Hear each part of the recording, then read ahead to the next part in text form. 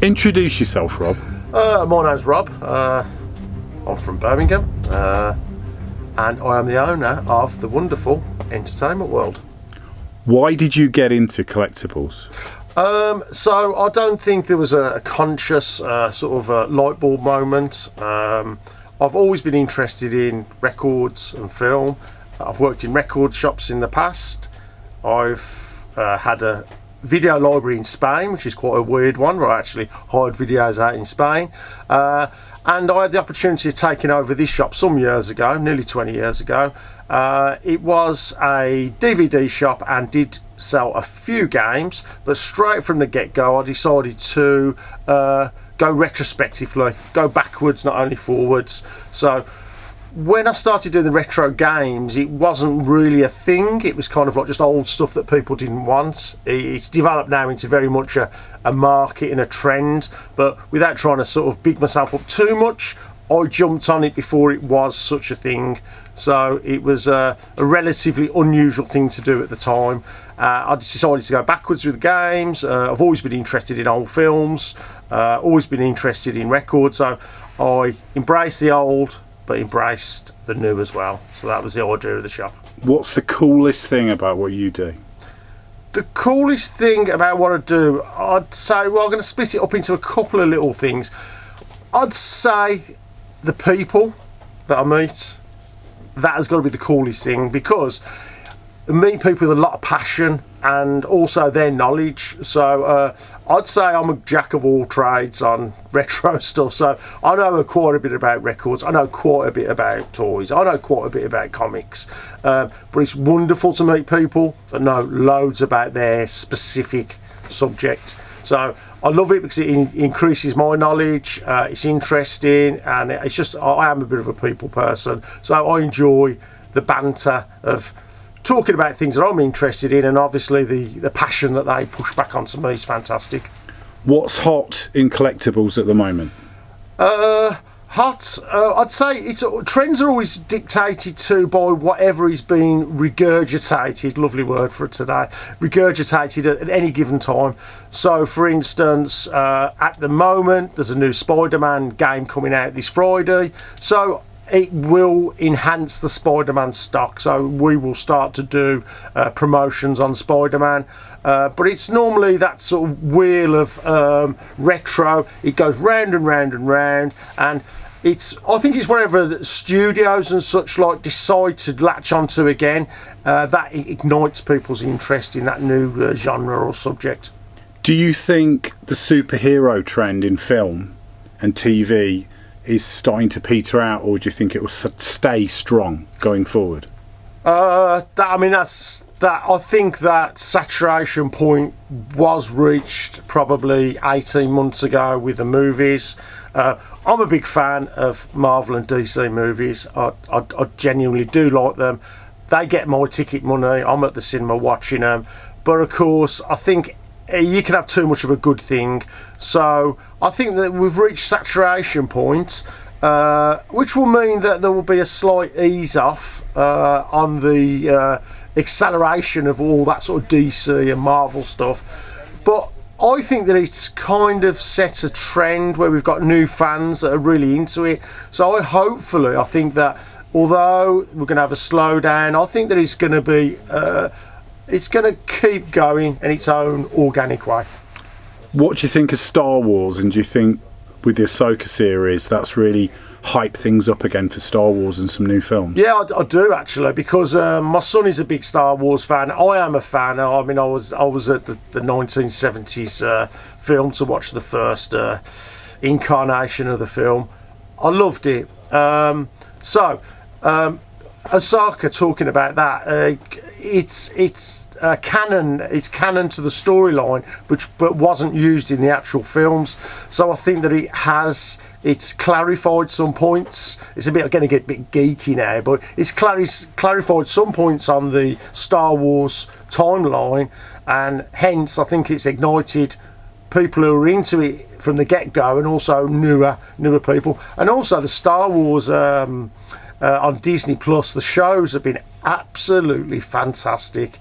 So you know, again, are we going to reach saturation point? Of course we are, but you know, we're having a lot of fun along the way. And I've noticed with the Star Wars toys and collectibles and comics that there's definitely been an uptick in kind of what was the word I'm looking for, Peter? There's definitely been an uptick. Interest. Yeah, there's definitely been an uptick in interest. There was at one point I was thought that it was getting a little bit dull, and I wasn't selling, from my perspective, wasn't selling too much of it in the shop. Definitely changed now. Definitely changed. Right, moving on to vinyl and music. What's the coolest thing in vinyl at the moment to collect? So you know, life is all about opinions. So opinions are whatever you like to collect, and I always say that it's whatever you love, whatever you like.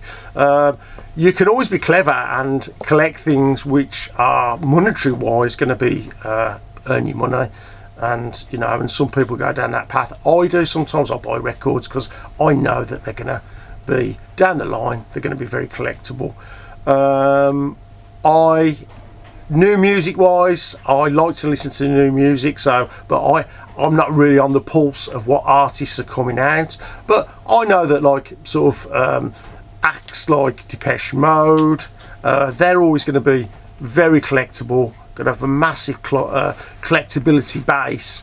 So you know, anybody like that, cult sort of groups that have been there for so long, they're always going to be a good bet to be massive collectors in the future. I'll rephrase that then. Yeah. What are you being asked for a lot? Okay, so for me, I ideally mostly in vintage vinyl.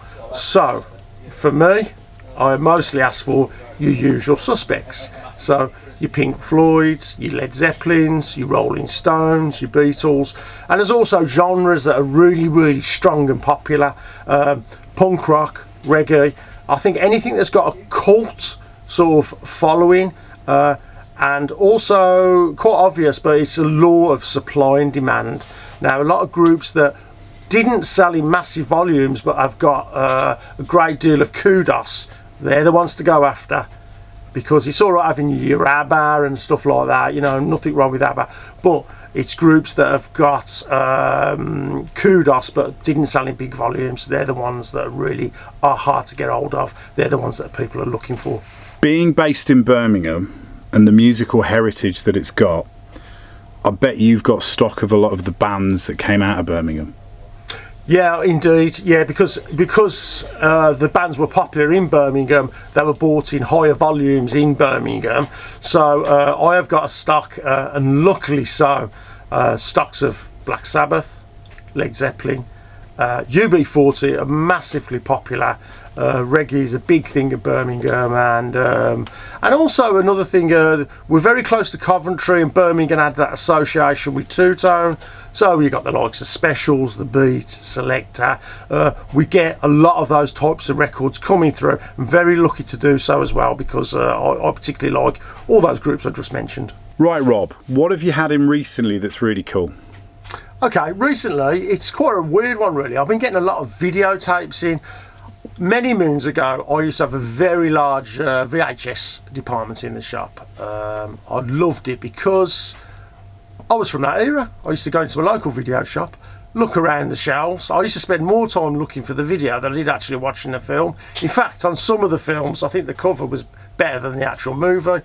So it led me to this, that I'm now going to install a little VHS section into the shop. I've got some really rare stuff, some old horror films, some pre-cert movies, some retro movies that just bring a chuckle to your face, and I've even toyed with the idea of setting up a little video library inside the shop where people can pay a monthly subscription, come along, rent a movie, go out and swap the film over. But that is my new little pet project, and that is the most interesting thing to me at the moment, which is getting me fired up. So I'm really quite looking forward to seeing where that takes me. One last question. Where consoles are concerned and retro gaming, how would you rate the consoles in order of rarity? What's the rarest? Oh, rarest. How long's a piece of string, right? Yeah, okay.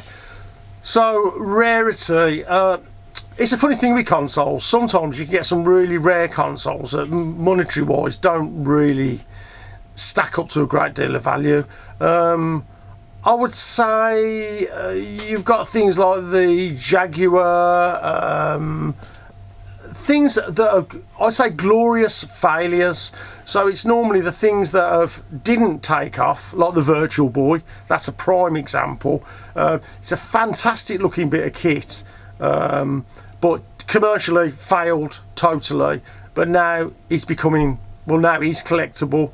Vectrexes, things like that. So things that are a little bit more unusual, they're the things that tend to gather money. So they're the glorious failures, I call them. Cool. Brilliant. Thanks for everything. See you soon. Thank you very much, Pete.